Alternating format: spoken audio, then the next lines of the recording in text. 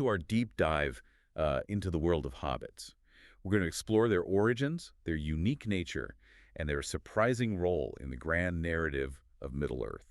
And we're lucky enough to have some incredible source material for this deep dive. Not just The Hobbit and The Lord of the Rings, but Tolkien's own letters and drafts giving us a glimpse into the mind of the master storyteller. Exactly. It's like having a backstage pass to the creation of Middle-earth. Yeah. So are you ready to uncover the layers of these beloved characters and discover what makes them so enduringly fascinating? Absolutely.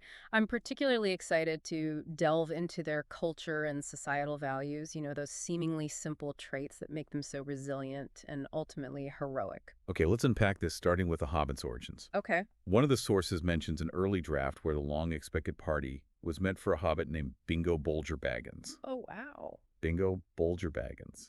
Yeah, what's fascinating here is that Tolkien initially conceived of Bingo as Bilbo's son before revising him into a nephew, and of course the name eventually evolved into Frodo. It's a glimpse into Tolkien's process, the way he wrestled with finding the perfect name for this pivotal character. You know, it's fascinating that Tolkien initially named the ring bearer Bingo. Yeah, In his notes, he talks about how this name felt too lighthearted, lacking the gravitas needed for the journey ahead. right. Bingo going to Mordor. It just doesn't, It just doesn't quite. yeah, it doesn't have that weight. Yeah. This struggle highlights the immense weight Frodo would carry both literally and figuratively. It speaks to the depth of Tolkien's world building, his understanding that even names have power in shaping a character's destiny. It makes you wonder how the story would have felt if the hero was Bingo instead of Frodo. It Right. doesn't have the same ring to it, does it? No, not at all. But names aside, what really stands out to you about hobbits as a people? Well, their love for peace, good food, and a comfortable life is well documented. But their resilience, their ability to face danger with incredible courage, that's what truly fascinates me. Tolkien himself called it a mystical belief in the ultimate value of pity and generosity. You know, reading about Bilbo choosing to spare Gollum out of pity Right. really made me think. Yeah. It seemed foolish at the time, but ultimately had huge consequences for Frodo's journey. Oh, absolutely. It makes you realize that small acts of compassion can have ripple effects we can't even imagine. Absolutely. Their love of home and hearth isn't just about comfort, it's the source of their strength. And this resilience, you'll notice, is deeply tied to how hobbits view history itself. Okay. They are part of this ancient timeline, yet they often choose to ignore it. Right. It's like they've intentionally created their own peaceful bubble. Right. They have their own Shire calendar, starting with their arrival and settlement. Exactly. It's a deliberate distancing from the grand events of Middle-earth, a focus on the personal over the epic defensial city. Tolkien even mentions this in The Return of the King, highlighting their unique relationship with time and history. But even when a hobbit like Frodo is thrust into the heart of history, their connection to home anchors them and gives them strength. But wouldn't you say Frodo's journey is anything but the ordinary? Right. How does that experience fit into this idea of hobbits being content with simple lives? That's a great question, and it brings us to the heart of why Tolkien chose hobbits to carry the burden of the One Ring. Okay. In one of his letters, he explains that the ring's power affects them differently than other races. Instead of tempting them with world domination, it offers a vision of a perfectly ordered Shire, a magnified version of their deepest desires. So in a way, their very ordinariness becomes their strength. Precisely their love of simple pleasures, their lack of grand ambitions, makes them less susceptible to the ring's corrupting influence. At least initially, they are overlooked, underestimated, the perfect underdog heroes to challenge a dark lord. And it's not just about their inner qualities, right? Their physical smallness also plays a role. You're absolutely right. Their size, often seen as a weakness, becomes an advantage. They can move unnoticed, slip through cracks that larger beings wouldn't even consider. Right. This reminds me of something we discussed earlier, the importance of names for Tolkien. Yeah. He was a philologist, so language was central to his world building. This is where it gets really interesting for me. Even hobbit names are carefully chosen. Yes. Take Samwise Gamgee, for instance. Yeah. His name is a modern take on Old English, linking him to a pre-industrial past, much like the Shire itself. Right, and according to Tolkien's notes, Gamgee is connected to cotton wool, something soft and comforting. It foreshadows his role as Frodo's anchor, offering solace and support throughout their harrowing journey. It's these layers of meaning woven into the names and language that make Tolkien's world so rich and immersive. Think about the power of names in your own life. Yeah. Have you ever met someone whose name just seemed to fit their personality perfectly? Tolkien believed names had a kind of magic, and it's clear in how he named his Hobbit characters. Absolutely. He wasn't just creating a story, he was creating a history, a mythology that felt real and lived in. And that brings us back to the idea of the extraordinary and the ordinary. Yes. Bilbo, Frodo, Sam. Uh, They're not warriors or kings. Right. Their heroism comes from those everyday virtues that we sometimes take for granted. Loyalty, courage, and love of home. They truly embody the potential for greatness that lies dormant in all of us. Remember that quote from Tolkien where he describes The Lord of the Rings as being about the great and the small and the reconciled union of those two things? That's the essence of the Hobbits, I think. Absolutely, and it makes their connection to men even more interesting. Yeah. We see this play out throughout The Lord of the Rings, but particularly with Frodo and Aragorn. Mm. What are your thoughts on that relationship? It's a complex relationship, full of tension at times. The men of Middle-earth, especially those of Númenorian descent like Aragorn, carry a weight of history and responsibility that hobbits often shy away from. Yet they recognize each other's strengths and find ways to support each other throughout their shared journey. It's a beautiful testament to the power of finding common ground, even amidst vast differences, and it speaks to the enduring legacy of the hobbits, their ability to inspire hope and resilience even in the darkest of times. Which brings us back to Frodo and Sam talk about ordinary folk thrust into extraordinary circumstances. Their loyalty to each other and to their mission is truly inspiring. Sam's simple courage, his unwavering faith in Frodo proves to be just as vital as any sword or spell. What's remarkable about Sam is that he never loses sight of the Shire. Even when surrounded by the desolate landscape of Mordor, he's thinking about home, about gardens. It's a beautiful reminder that even in the darkest of places, hope and beauty can still exist. And I love how Tolkien wove this into their very names. We talked about Samwise earlier, rooted in that idea of simple wisdom, and Gamgee, as you mentioned, connected to cotton wool. It's like their names foreshadow their roles with Sam as this comforting anchor for Frodo as the ring's influence threatens to consume him. These subtle details, these layers of meaning in names and language, are everywhere in Tolkien's work. He clearly understood the inherent power of names to shape our perceptions of people and places. It makes you wonder if he chuckled to himself as he wrote these names, knowing the deeper significance he'd embedded in them. Perhaps it certainly adds another layer of appreciation for his craftsmanship. But speaking of craftsmanship, I'm drawn back to those hobbits who work with their hands shaping the very land around them. It's more than just a hobby, right? Gardening seems deeply connected to the hobbit way of life. Absolutely. The Shire represents everything they hold dear. Mm. Peace, simplicity, community. And that connection to the land. It's a place where life moves at a slower pace, where traditions are honored, and where neighbors look after one another. And that sense of community is so central to their identity. Think of all those gatherings, parties, shared meals, birthday celebrations. Their social fabric is woven from those small acts of connection.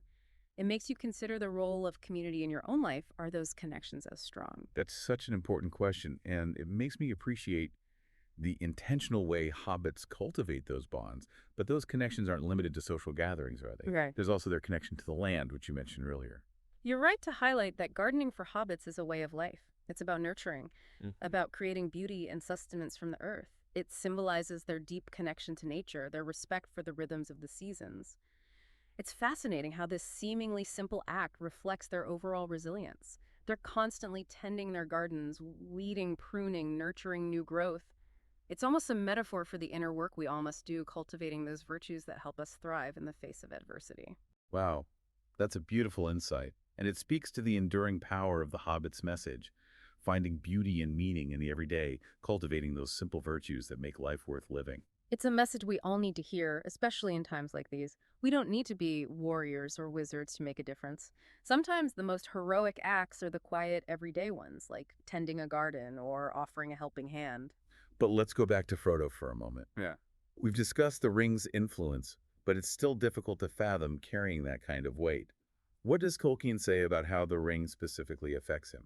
Tolkien describes Frodo as being stretched thin, like butter scraped over too much bread. It's a powerful image of the toll the ring takes, both physically and emotionally.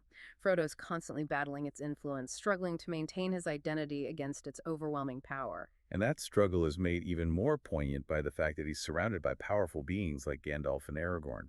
They seem so much better equipped to deal with the ring. It makes you wonder what Frodo's journey teaches us about resilience, about finding strength when you feel completely inadequate. That's a profound question, and one that resonates deeply with readers. Frodo's journey reminds us that true strength doesn't always lie in power or skill, but in endurance, it's that willingness to keep going even when you feel like breaking. It's finding the courage to put one foot in front of the other when the path seems impossible, and that courage is often rooted in the simplest things, like his love for the Shire. His longing for home becomes an anchor in the storm. It makes you think about what anchors you in difficult times, those things that give you the strength to keep going. Hmm. But it's not just about individual resilience. The Hobbit's strength also comes from their community, their shared values. What are some of the key values that define Hobbit society? Well, their love of peace is paramount. They avoid conflict whenever possible, preferring to resolve disputes through discussion and compromise. This isn't to say they're pacifists when their way of life is threatened. They're capable of great courage and ferocity, as we see during the scouring of the Shire. Right? They might not seek out battles, but they don't shy away from them either when it's necessary to protect what they hold dear. And that ties into their deep sense of loyalty, not just to their friends and family, but to their community as a whole. Exactly. They have a strong sense of belonging, of shared responsibility for the well being of the Shire. This is reflected in their traditions, their love of communal gatherings, their willingness to help one another in times of need. It's a beautiful model of community, one that we can all learn from their values of peace. Loyalty and community are timeless and universal, speaking to our shared human desire for connection and belonging. Speaking of timeless, we've touched on this throughout our deep dive, but I want to circle back to the Hobbit's relationship with history. Their connection to history is complex. They're aware of the grand narratives of Middle-earth, but they choose to focus on their own corner of the world. They value tradition and continuity, passing down stories and customs from generation to generation. But their history is also marked by periods of upheaval and change moments where they've had to adapt and evolve to survive. It's almost paradoxical they cling to tradition, and yet they're capable of remarkable adaptation. Precisely. And this adaptability is key to their resilience. They may seem simple on the surface, but they have a deep well of inner strength that allows them to weather storms both literal and metaphorical. It makes you wonder what other hidden depths lie beneath their seemingly simple exterior. Indeed, their story is a reminder that there's often more to people and to ourselves than meets the eye. Okay, so we've covered a lot of ground here. Origins, values, resilience, their unique relationship with history. It's clear that hobbits are much more than just cheerful pipe-smoking folk who love their gardens. They represent something profound about the human spirit, our capacity for love, courage, and connection, even in the face of darkness. They're a reminder that even the smallest, most ordinary of us can achieve extraordinary things when we stay true to our values and embrace those things that make life truly meaningful. It's amazing to think about how much depth and complexity Tolkien packed into these seemingly simple characters. We've explored their origins, their values, their resilience, the unique relationship they have with history, and we've seen how those things come together to create a truly remarkable people. But before we wrap up our deep dive, I have to ask, what was the biggest aha moment for you in all this material? What really stood out? You know what surprised me most was learning that Tolkien actually described hobbits as a migratory people in their earliest days.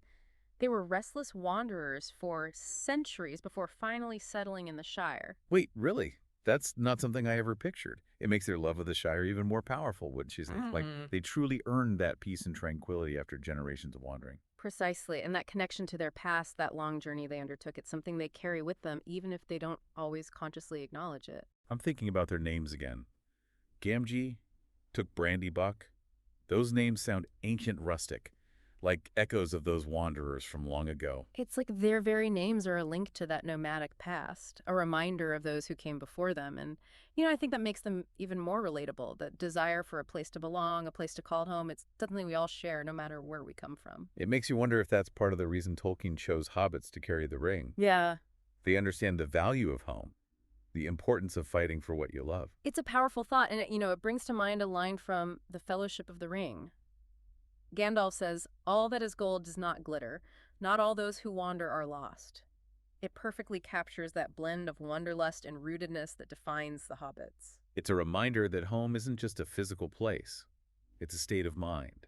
It's a feeling of deep connection and belonging, something the hobbits, despite all their adventures and trials, never truly lose sight of. Exactly, and I think that's the greatest lesson they teach us, to cherish those connections, those roots that anchor us and give us strength, whether it's a literal home, a community, or simply a love for nature. Those are the things worth fighting for. Those are the things that make life truly meaningful. Makes you want to go out and plant a garden, doesn't it? Mm, Or maybe bake some bread, share a meal with loved ones. there you have it. Maybe that's the true legacy of the Hobbits, inspiring us to appreciate the simple things, the everyday acts of love and connection that make life richer. That's a beautiful thought to end on. We've dug deep into Hobbit lore today, explore their origins, their nature, their role in Middle-earth, and what they teach us about the extraordinary and the ordinary. And I hope you've gained a newfound appreciation for these remarkable characters. They may be small in stature, but they carry a message that resonates deeply with us all.